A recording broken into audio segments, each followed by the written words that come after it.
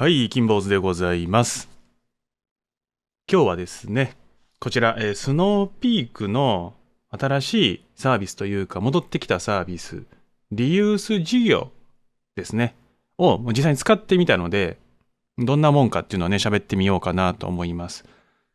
これなんですけれども、スノーピークの製品をですね、スノーピークに、売ると。で、売ったスノーピーク製品がまたスノーピークが修理とかなんやかんやして、また再販していくというところで、ぐるぐるぐるぐる回していこうぜみたいなところなんですけれども、私の方でですね、一つ、テント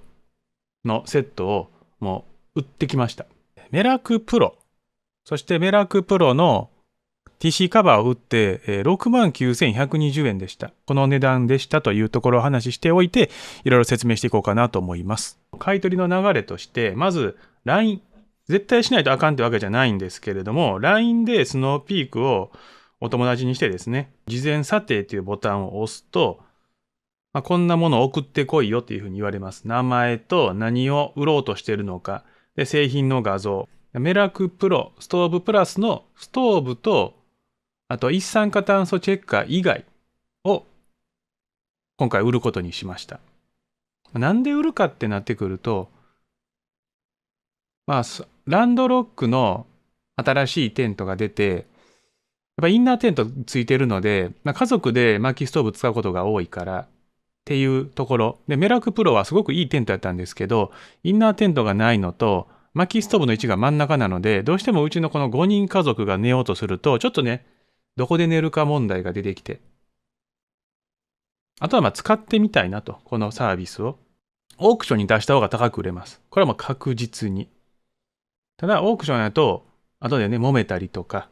やいのあったりとかするので、そういうのが嫌だなっていうところとは、これ使ってもいいかなと思いますが、結構ね、オークションで売る値段と、スノーピークで売る値段、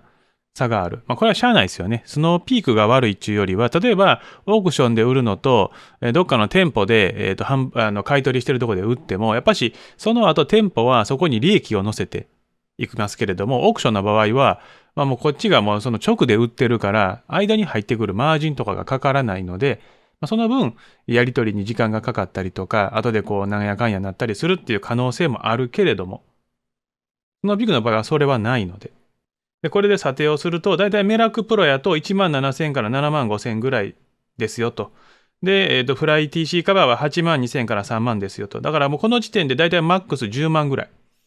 で、メラクプロと、あれで30何万ぐらいするけれども、だいたい3分の1以下ぐらいになりますよと。次に買い取りの申し込みというところで、買い取りの申し込みで情報をバーっと打ったら発送。で、発送の送料はかからない。で、送ったらですね、査定が始まります。で、その後の流れについてはですね、ホームページ上で確認できます。ここですね。このページで買取履歴、進行の買取申し込みとかが見れるようになってます。はい。本人確認待ちになってますが、申し込んだのが1月の5日。で、商品発送したのが1月の7日。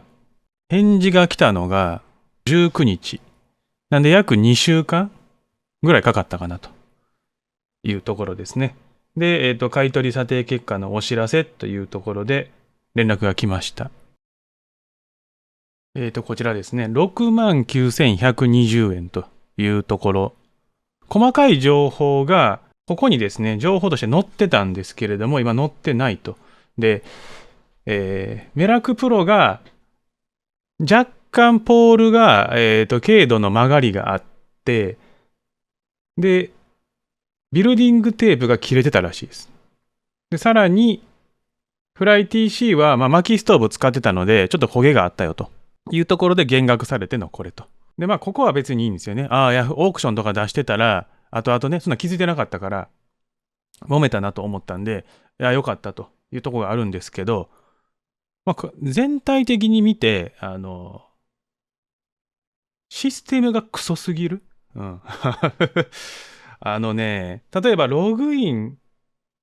すんなりできなかったりするんですよね。ログイン入れてるのに、また、ログイン画面に戻って、で、もう一回、ログインの ID とパスワード入れて、ログインを押しても、またログイン画面に戻るっていうね、3、4回してログインできるみたいなことがあったりとか、ここもそうですよね。載しときゃいいのにっていう。その本人確認待ちの前に、こうやったからこうですよ、こうやったからこうですよ、みたいな情報が、OK した瞬間に、終了すると。最終、じゃあもう OK ですよってなった時に、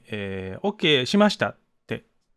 じゃあこれで買い取ってくださいって言ったら、マネーフォワードのクラウド契約で送られてきて、で、電子署名を行うんですけど、入力項目がまあまあ多いんですよね。で、いや、事前にこっちの情報入れてんやから、その情報を転記すりゃいいのに、もう一回全部自分で入力させるっていう、全部やりました、入力しました、じゃあ普通であればですね、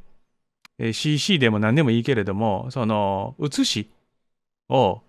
くれたらいいのに、写しが来ない。自動的に飛んでくるって設定してないんでしょうね。この辺のね、仕組みが、最初スタートしてから思ってたんですけど、めちゃくちゃ。で、買い取りしたい、販売してますよと。最初の方ね、全然ストア行かないんですよ。最初やから知らないけど、買い取り可能品目がここでバーっと出てきます。で、金額もね、ランドロックが1万4000から7万円ぐらいですよ。やっぱオークションで売った方が、それは、やいのやいの言うてますけど、はい、まだね、これもせず、これもせずね、スノーピーク製品を買ってるんですけれども、この買い取りに関してのこの流れとか、あと買い取ってくれての金額とかっていうのはもうすでにこうやって値段出てますから、だからできるだけ高い金額で買い取ってほしいなっていうんであれば、やっぱしオークションで、しっかりと、情報を集めてですね、出すのがいいかなと思います。今回はですね、現金でやったんですけど、ポイントでもできる。ただ、ポイントの場合、なんかその、法律的に、この有効期限、これですね、電子契約完了後、法律として、有効期限が6ヶ月間の期間限定ポイントになると。なんで、6ヶ月経ったら消滅しちゃうので、もう次に買い替えたいものが決まってればいいかなと思いますけど、そうでなかったら、ポイント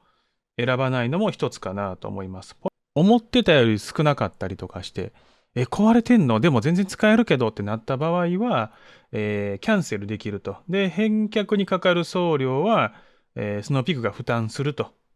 いうところ。ただ、全然関係ないものを送ってきたら着払いで返すよと。今後、スノーピークの方にはですね、もう少しシステム見直ししていただいてですね、サクサクっと動く。そして、情報がね、売ってからもね、売って OK したら、その、いくらで売ったのかとか、情報が多分今のところ見えなさそうなのでね、もう少しそのあたり手直ししていただけると嬉しいなと思います。以上です。ご清聴ありがとうございました。Nothing out there could ever stop me from chasing after the way you love me.